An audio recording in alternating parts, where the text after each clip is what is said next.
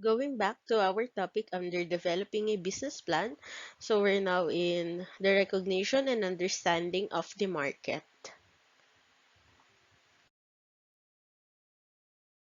Recognize and understand the market. Under this lesson, so we have discussed previously the first topic about unique selling proposition and value proposition that differentiates one's product or service from existing products or services.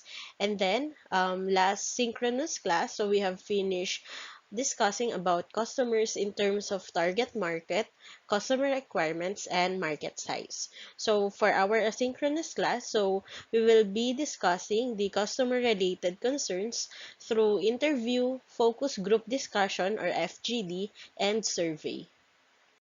Our previous topic for this week is about the customers in terms of target market, customer requirements, and market size. So on that topic, we mainly discuss about the target market and how it is important in our business. So we've discussed that it is very vital in starting up a business to know who is your market or who is your customers, and how can you use that information in hand so that you can do more efficient and effective spending of your resources. Also, to persuade the members of the target market or groups to be able to buy or acquire your service or product.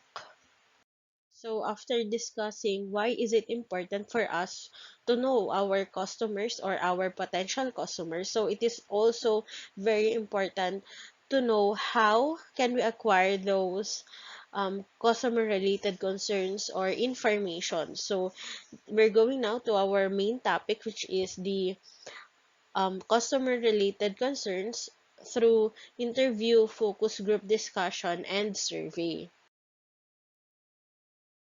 Focus groups, interviews, and surveys are referred to as primary research tools. So this will help us in collecting new or original information. The benefit of conducting this research or our own research rather than using secondary information. So what are secondary information? So example, you get it from internet sources or trade publications. So the benefit of having or conducting your own research is that you can tailor your questions specifically to your business and you can gather more in-depth information. So how can we get that? So we can get that through survey and focus group discussions. So first, let's discuss about surveys. Surveys are fixed sets of questions which are usually used to collect quantifiable information. So what do we mean by quantifiable information? So the definition of quantifiable is something that is capable of being measured or counted. So an example of this is the percentage of people happy with a particular product. So through surveys, we can collect those informations. Questions in surveys are usually multiple choice, true or false, or yes or no, or rankings or ratings. So example is 1 to 5 or strongly agree or disagree scales. So some questions can be, for example, on what product do you spend most of your money, or what makeup product do you most spend your money, like for example A lipstick, B foundation, C blush, so something like that. And then for the ratings, like um do you strongly agree or disagree about the importance of packaging of a certain product, or the importance of being able to pay it through online, or about the delivery of a certain product? So that's the use of questions in surveys so that you can know those information about your target market. So aside from multiple choice, true or false, or yes or no, or the rankings or ratings, so you can also include open-ended questions that give people the chance to answer a question with a statement. However, these tend to be better suited to qualitative research methods such as focus groups and interviews where you can ask follow-up questions to get more information. So for surveys, we really stick with the questions we previously discussed, and then this open-ended question we can add this one, but it is more better suited for the focus groups or interviews. Surveys are usually most effective when carried out face-to-face, but can also be completed over the phone, online, or through the post. So kapag through the post, so it is like a postal survey. So this is generally better suited to existing customers as they have an affinity with your business and are more likely to respond. So this is if you're doing a business expansion, like for example, so you have a new target customers. For example, you're opening another line for your products, like for example a new set of lipstick, so that's better suited with the through the post. So personal interview survey or the survey method is most effective used when it is carried out face to face. So why? Because you can gather more and deeper information and then or responses, and you can explore more about your target customers. So what do we need to take note about surveys? So first, keep your surveys short by not asking too many questions. So we need to make sure that the questions are clear and easy to understand. This will help you get more useful information and reduce the chances of participants losing interest or giving misleading answers. As if it is not clear, so the participant on that survey will be hesitant, or their answer might not be relevant enough of that question. And then we also need to test our questions on friends or family to make sure that they are easy to answer. So if our friends or family have a feedback on our survey that it is clear that they can understand this clearly, so meaning more or less our target customers or our target participants will understand the whole survey, and we will get a relevant information out of that.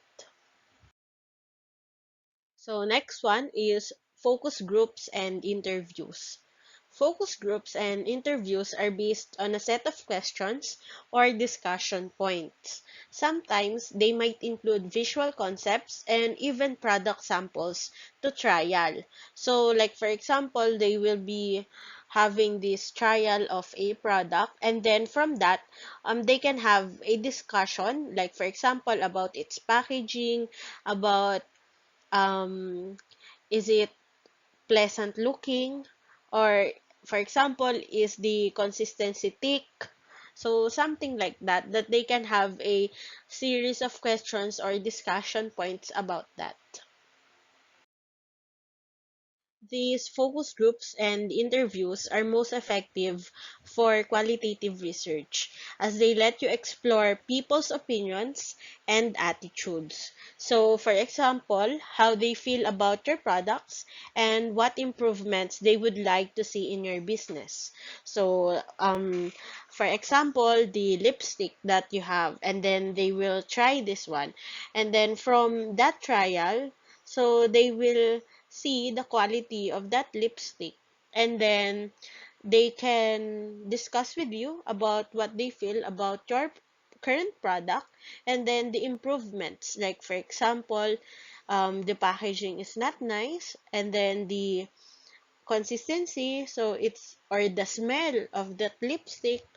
So that's why we also say that it is most effective for qualitative research, because we're mainly focusing on the quality. So again, for the quantitative, so that's on our survey, and then for focus groups and interviews, so that's mainly for qualitative research. When preparing for focus groups and interviews, you need to develop a list of questions and key points. So, why is it important that you have this list of questions or key points? So that we can have a productive conversation with your participants, like you're sticking to the point or the main goal for that discussion or interview. So, in order for us to get the most out of a focus group or interview, so first, we need to ask open-ended questions. So, that questions are the ones that can't be answered with yes or no or another single word. Like, for example, instead of asking, "Are you happy with our products?" So, instead of that, we can ask, which of our products are you happy with and why? So from that question, we can have a discussion about what are the products that they are happy, and then why does those products make them happy. So like that. Next one is that you need to repeat participants' answers to make sure you understand what they are saying. So this is a sort of validation that you clearly understand, and that your understanding is aligned with what your participants are saying. So it is better that you make sure that what you have acquired, or what you have get from their discussion or their answers, is the same understanding with what they are trying to say. Also, this one is being used so that we can avoid confusion or misunderstanding with our participants.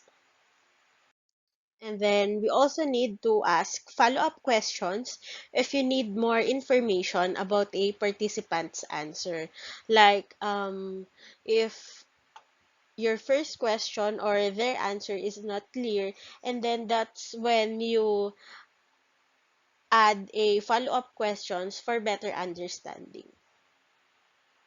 And this is to be able to gather more detailed or in-depth information that we need.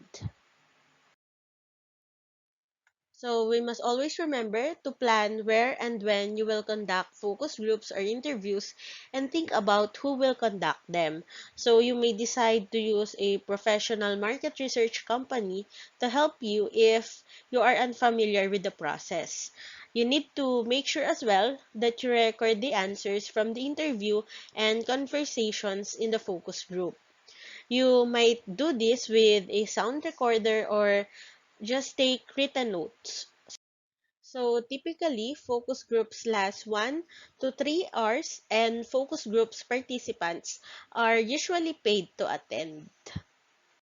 Now that we have a discussion and understanding about survey and the focus groups, interviews or discussion, so let's now understand who our participants will be. So let's understand the selecting of, or the selection of the participants. The number of participants in your surveys, focus groups, or interviews is called the sample size. So, a large sample size will give you a clearer picture of your customers than a small one. While there is no set of method or no set method for deciding how large or small your sample should be, it will depend on what type of primary research you are conducting. So, if it is it focus groups, interviews, or surveys, and then the time and budget you can allocate to your research. As focus groups and interviews are generally more in-depth than surveys, you may not need a large sample size to get useful information. So, a typical focus group may consist of 6 to 8 people, but you may need to conduct several focus groups to get the ideal mix of information you are after. So, for surveys, a larger sample size will help you draw more reliable conclusions from the data you collect. So, yung sa focus group, so typically, meron ka lang set of people na pipiliin na parang sila na yung ideal mix or sila yung ideal na parang sila yung nagko-compose dun sa market na balak mong pasukin. Like, for example. And then, for survey, so you need a larger sample size to be able to draw the or more reliable conclusions. Kasi if you do surveys on a small sample size, so that might be not a representation of the market that you are about to explore or you're about to enter.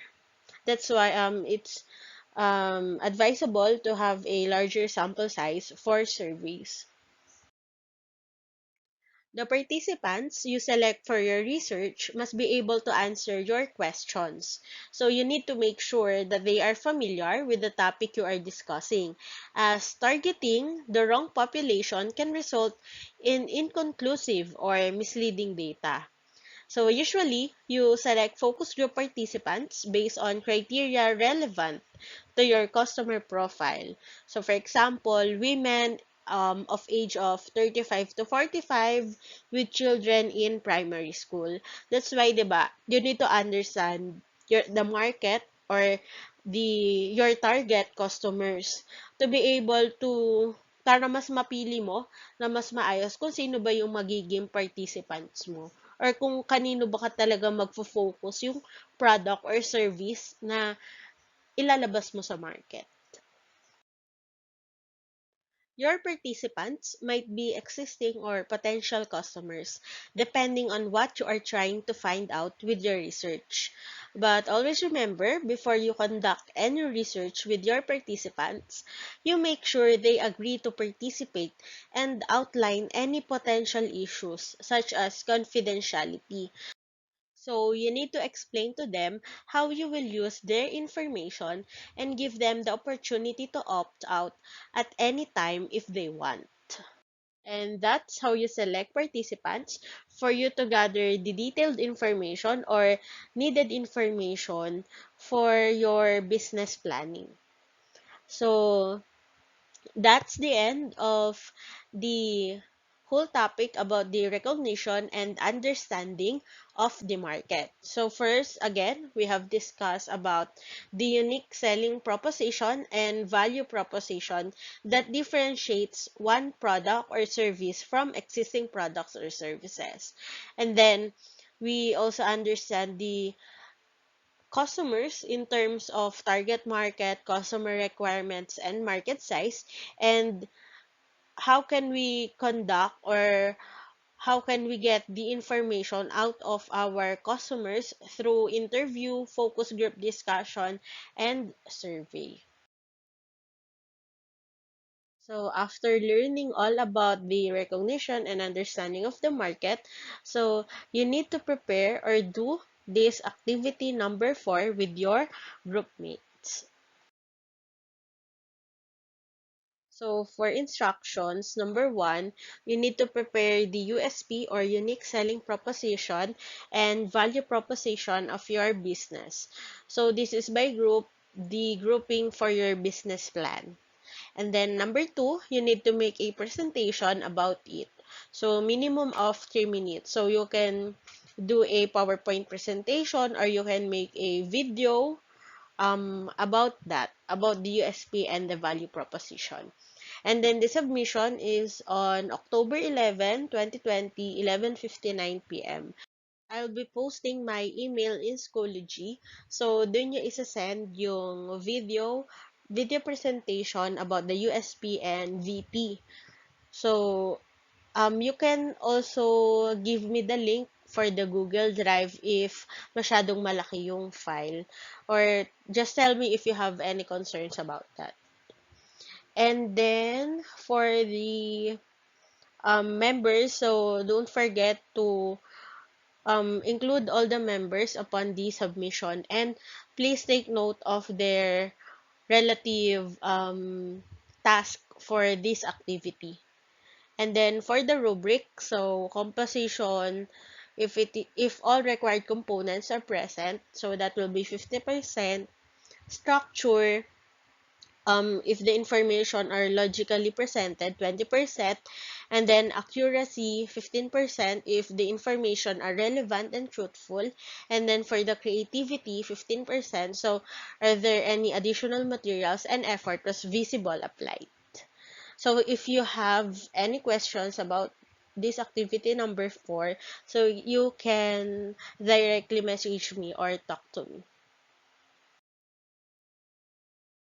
So again, if you have any questions about this topic, which is the customer related concerns through interview, focus group discussions, and survey, so you can message me again on my Facebook or on my mobile phone. So I already gave that to you.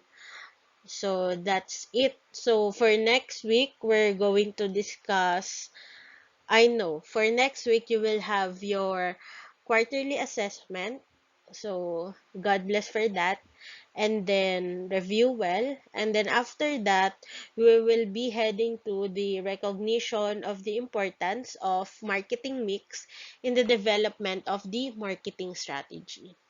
So take care, guys, and God bless.